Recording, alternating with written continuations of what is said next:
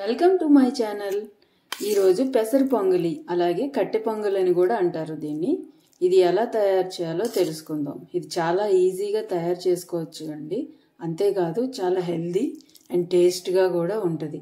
అలాగే ఇప్పుడు శ్రావణ మాసం కదా, శ్రావణ మాసంలో ఈ కట్టె పొంగలి ప్రసాదంగా కూడా పెడతారు. అమ్మవారికి ఈ శ్రావణ మాసంలో పెసరపప్పుతో చేసిన వంటకాలు లేదంటే పాలతో చేసిన వంటకాలు అంటే చాలా ఇష్టం కదా. అందుకని ఈరోజు నేను పెసర పొంగలి తయారు చేస్తున్నాను. ఇప్పుడు ఇది ఎలా తయారు చేయాలో తెలుసుకుందాం. ఇప్పుడు కట్టె పొంగలి కోసం ముందుగా 1 కప్పు పెసరపప్పు తీసుకొని ఫ్రై చేసుకోవాలండి. మీడియం ఫ్లేమ్లో పెట్టుకొని వీటిని కాస్త కలర్ చేంజ్ అయ్యేంత వరకు ఫ్రై చేసుకోవాలి. ఇలా పెసరపప్పు ఫ్రై అయిన తర్వాత స్టవ్ ఆఫ్ చేసుకోండి.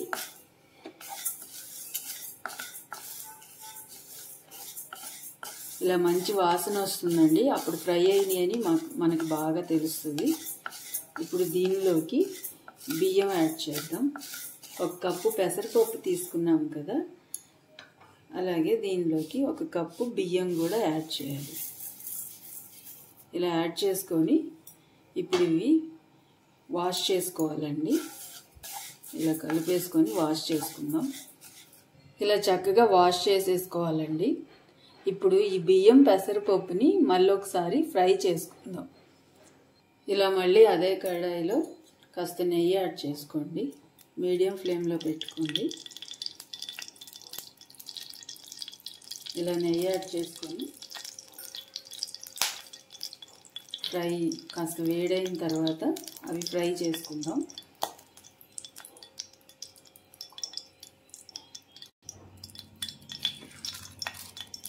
ఇలా ఇవి ఫ్రై చేసుకోవడం వల్ల కట్టె పొంగలి టేస్ట్ చాలా బాగుంటుంది.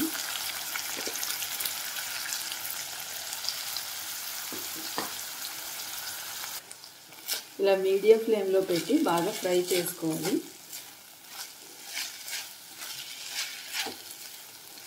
ఒక 5 మినిట్స్ చేసుకుంటే సరిపోతుంది.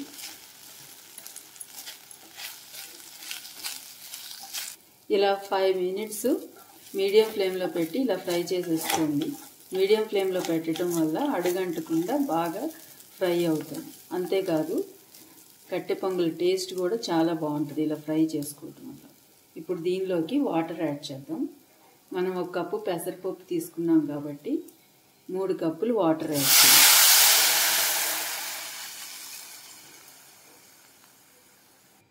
అలాగే 1 కప్పు బియ్యం తీసుకున్నాం కాబట్టి మరో 3 కప్పులు వాటర్ యాడ్ చేయాలి. మొత్తం 6 కప్పులు వాటర్ యాడ్ చేయాలండి దీనిలోకి. అప్పుడు మనకి పర్ఫెక్ట్గా పొంగలి ఉడుకుతుంది. ఇలా వాటర్ యాడ్ చేసిన తర్వాత మన టేస్ట్కి తగ్గట్టు దీనిలోకి సాల్ట్ కూడా యాడ్ చేయండి. అలాగే దీనిలోకి కాస్త పసుపు కూడా యాడ్ చేద్దాం.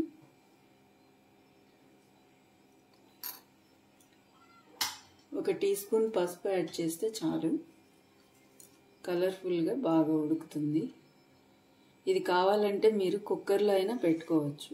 నేను ఇలా మామూలుగా ఉడికిస్తున్నాను.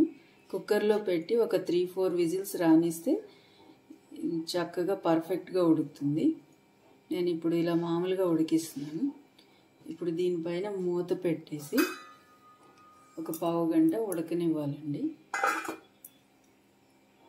ఇలా పావు గంట ఉడికిన తర్వాత రైసు పెసరపప్పు ఇలా ఉడికిపోయిందండి.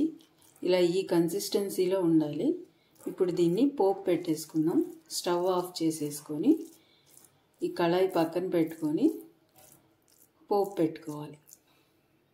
ఇలా పోపు పెట్టుకోవడానికి ఇలా కళాయి పెట్టుకొని నెయ్యి యాడ్ చేసుకోవాలండి. నెయ్యితో పోపు పెట్టుకుంటే కట్టె పొంగలి చాలా టేస్టీగా ఉంటుంది.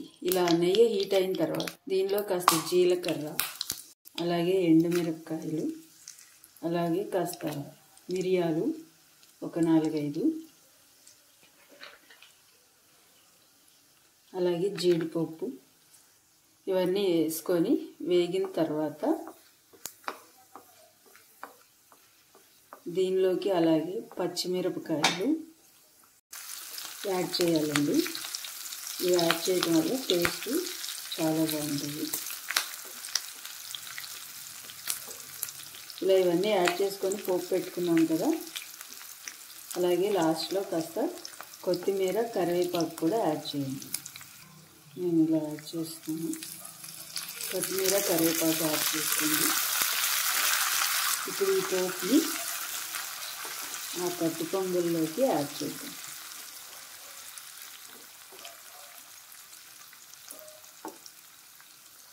మీడియం ఫ్లేమ్లో పెట్టుకోవాలండి పోపు, లేదంటే మాడిపోతుంది. ఇప్పుడు ఈ పోపుని ఈ పొంగల్లోకి యాడ్ చేద్దాం.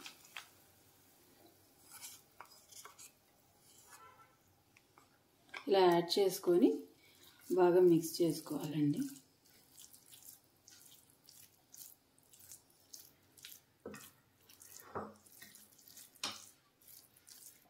ఇలా బాగా మిక్స్ చేసుకోవాలండి. అంతేనండి, వెరీ టేస్టీ అండ్ హెల్దీ కట్టె పొంగలి రెడీ అయిపోయింది. ఇది శ్రావణ మాసంలో ప్రసాదంగా పెడతారు. అమ్మవారికి పెసరపప్పుతో కానీ పాలతో కానీ చేసిన ప్రసాదాలు అంటే చాలా ఇష్టం కదా. అందుకే ఇలా సింపుల్గా చాలా ఈజీగా హెల్దీగా కూడా చేసేసుకోవచ్చు. నచ్చితే మీరు కూడా ట్రై చేసి ఎలా ఉందో కామెంట్ చేయండి. అలాగే లైక్ చేయండి, షేర్ చేయండి, సబ్స్క్రైబ్ చేసుకోండి. Thanks for watching.